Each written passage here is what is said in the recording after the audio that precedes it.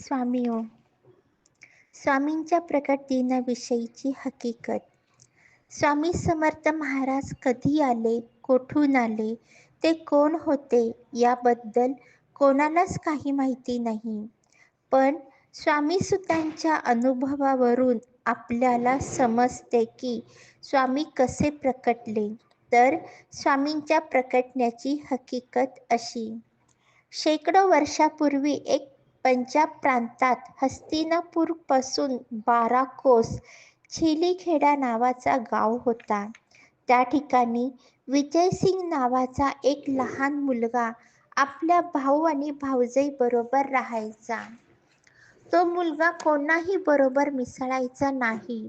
तर तिथून थोड्याशा अंतरावर असणाऱ्या साधारण पडक्या अशा जागेत एक खूप मोठा वटवृक्ष होता.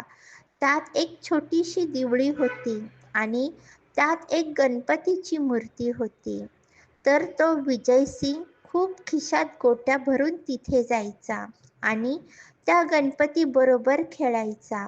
पण तो मुलगा गणपतीला आपला मित्र मानून त्याचाही डाव स्वतःवरच घेऊन खेळायचा. असेच दिवस जात होते आणि त्या परमात्म्याला आपला आविष्कार दाखवण्याची गरज वाटू लागली आणि त्याने विजयसिंगला कारण बनवून आपला आविष्कार दाखवला. तर तो दिवस होता चैत्र शुद्ध द्वितीया. विजयसिंग रोजच्या आपल्या पद्धतीने याही दिवशी तिथे गेला.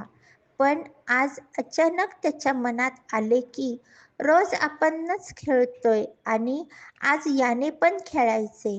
तेव्हा सर्व गोट्या त्या मूर्तीसमोर टाकल्या व तो बोलला, बाप्पा, रोज मीच तुझा डाव खेळतो, आज नाही, आज तू खेळायचे. बस इतके त्याच्या तोंडातून शब्द निघताच धरणी कंपित होऊ लागली. सर्वत्र ढग जमून अंधार होऊ लागला. वारे वेगाने वाहू लागले. कोणालाच काही कळेना की काय होते.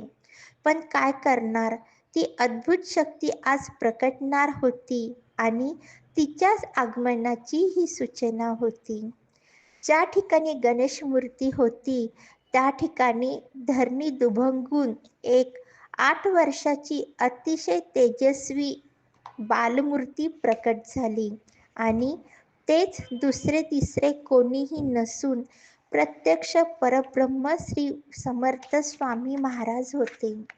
आणि तो विजयसिंग गोट्या खेळताना तेव्हा स्वामींकडून हरला आणि बालरूप स्वामींनी त्याला गोट्या उधार दिल्या आणि परत भेटण्याचे वचन देऊन तिथून ते गुप्त झाले. थोडक्यात स्वामींचा अवतार हा पंजाब प्रांतात हस्तिनापूरपासून 12 कोस लांब छिलीखेडा नावाच्या गावात वटवृक्षाच्या जवळ गणेश मूर्तीच्या शेजारी झाला. आता शंका ही उपस्थित होईल की ही गोष्ट कशी काय कळाली. या गोष्टीचा उलगडा असा झाला. कोकणातील हरिभाऊ हे अक्कलकोटला आपल्या ऐहिक इच्छापूर्तीसाठी आले होते. तेव्हा ते तिथे काही दिवस वास्तव्याला होते.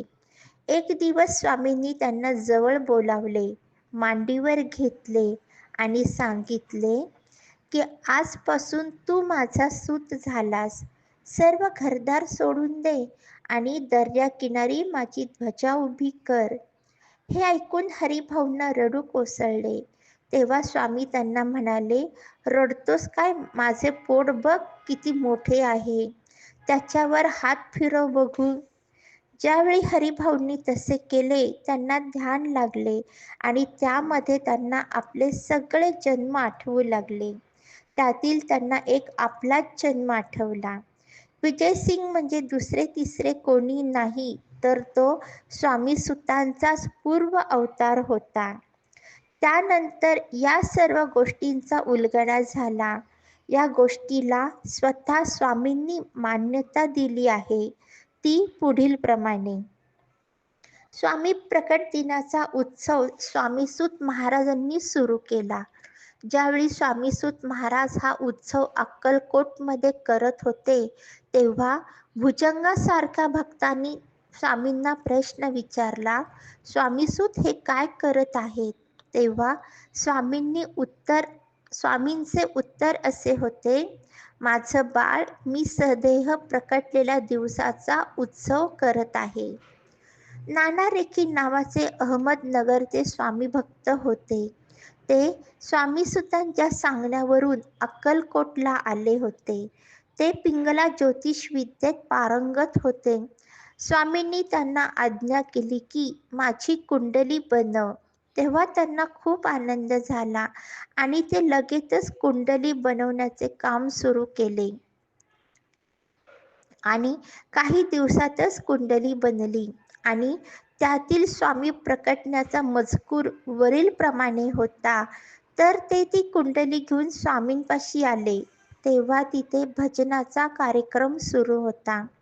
तेव्हा स्वामींनी ती कुंडली भक्ताला सांगून माळ्यावर टाकायला सांगितली आणि ज्यावेळी कार्यक्रम संपला आणि परत स्वामींनी कुंडली आणण्याची आज्ञा केली, तेव्हा त्या कुंडलीवर हळद, कुंकू, अक्षदा, तुळस, फुले वगैरे वाहून सर्व देवतांनी त्या कुंडलीची पूजा केली होती आणि कुंडली पाहून स्वामी खूप खुश झाले आणि नानांचा उजवा हात हातात घेऊन त्यांनी आपला हात त्यांच्या हातावर ठेवला आणि त्यांच्या हातावर विष्णुपद व स्वामींचे आत्मलिंग प्रकटले.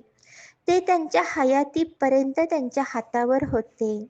याचाच अर्थ स्वामींनी वरील कुंडलीला प्रत्यक्षरित्या स्वामीसुतांनी मांडलेल्या स्वामींच्या प्रकट दिनालाच मान्यता दिली आणि त्याचा प्रसाद म्हणून नाना रेखींच्या हातावर विष्णुपद उमटले आणि आजही ही कुंडली स्वामींच्या अहमदनगरच्या मठात पाहायला मिळते. श्री स्वामी समर्थ हे श्री दत्त महाराजांचा पूर्ण ब्रह्मस्वरूप असा तिसरा अवतार आहे. भक्तांनी त्यांना ज्या दृष्टीने पाहिले त्या स्वरूपात त्यांनी दर्शन दिले आहे. कोणालाही विठू माऊलीच्या रूपात त्यांचे दर्शन घडले तर कुणाला श्री भगवान विष्णूंच्या स्वरूपात, तर कुणाला भगवती देवीच्या रूपात दर्शन घडले. महाराजांनी भक्तांच्या कल्याणासाठी अनेक लीला दाखवल्या आहेत.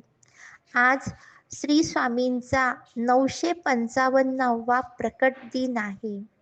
अवधूत चिंतन श्री गुरुदेव दत्त श्रीपाद श्री वल्लभ लक्ष्मी नरसिंह सरस्वती नरसिंह भान की जय. स्वामी ओम.